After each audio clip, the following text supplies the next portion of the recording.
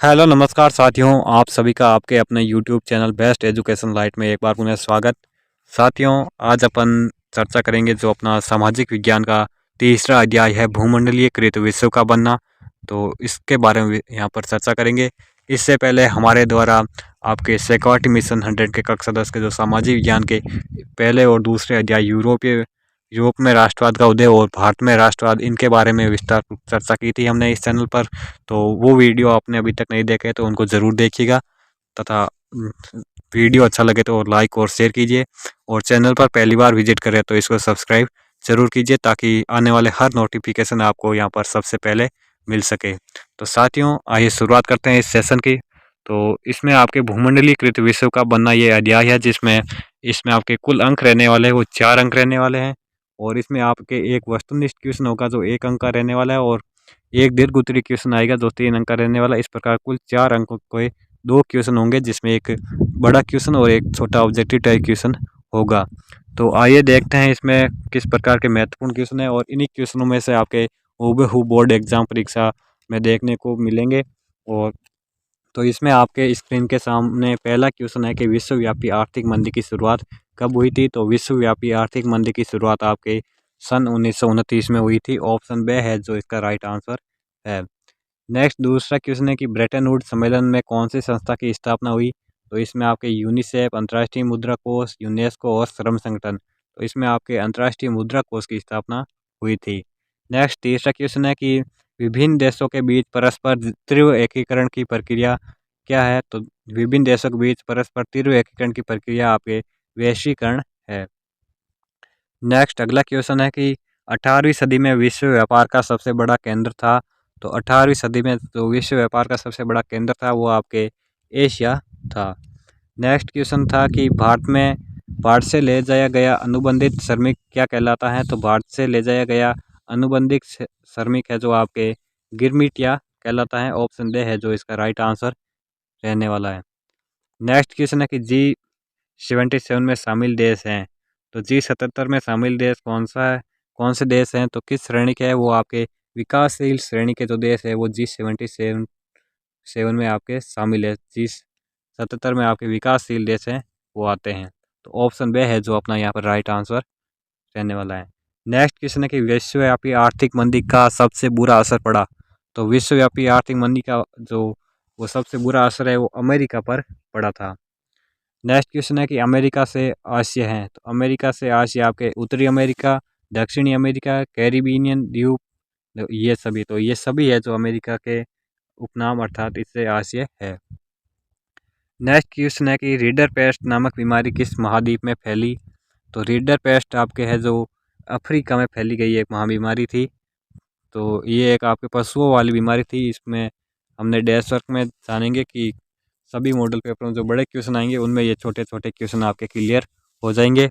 तो पहले हमारा जो सिक्योरिटी मिशन कंप्लीट होगा उसके बाद हम डैश वर्क को भी सोल्व करेंगे, ताकि आपका बेसिक लेवल है वो अच्छे से तैयार हो जाए, जिसमें आप आसानी से बड़े क्वेश्चन कर सके।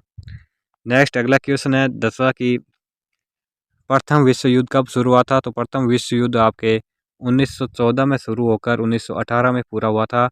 और सेकंड वर्ल्ड वॉर है तो वो आपके 1929 से 1945 तक चला था। तो इस प्रकार यहाँ पर युद्ध है जो आपको याद रखने हैं।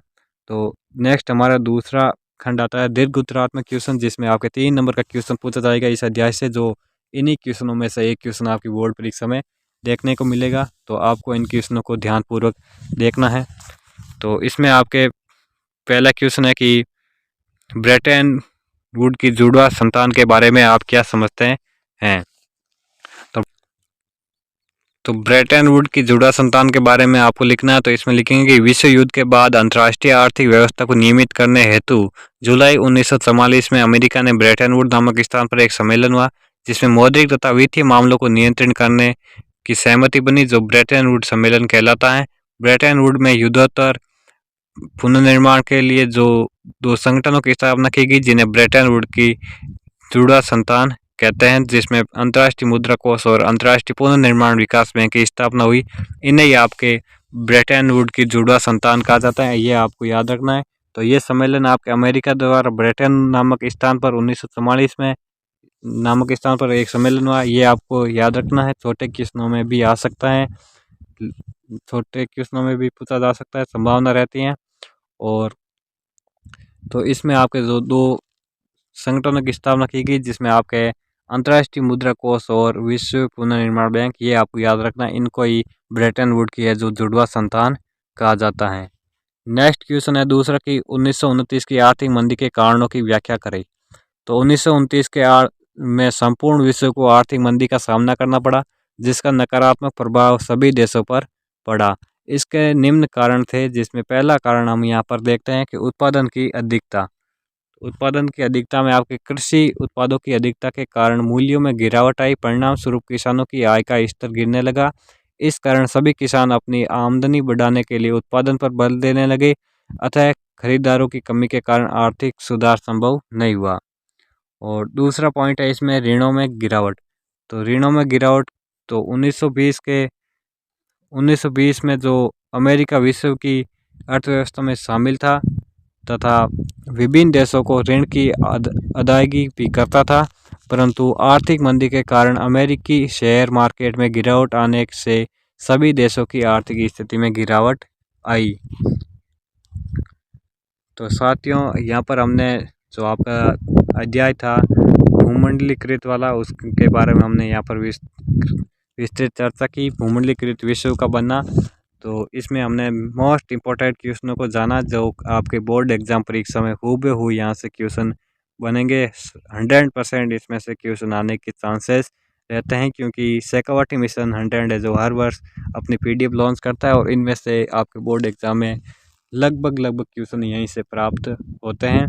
और अगले चैप्टर में हम जानेंगे कि औद्योगिकीकरण का युग। तो हमारे साथ अंत तक जुड़े रहेगा। हम एक के एक बाद हर चैप्टर को इस प्रकार इंपॉर्टेंट क्वेश्चन वालों को क्लियर करेंगे। और इसकी जो PDF है वो प्राप्त करने के लिए हमारे Telegram group best education light को ज़रूर ज्वाइन कीजिएगा, जिसका लिंक आपको वीडियो के डिस्क्रिप्शन में मिल जाएगा। तो मिलते हैं अगले नेक्स्ट सेशन में, तब तक के लिए जय हिंद, जय भारत।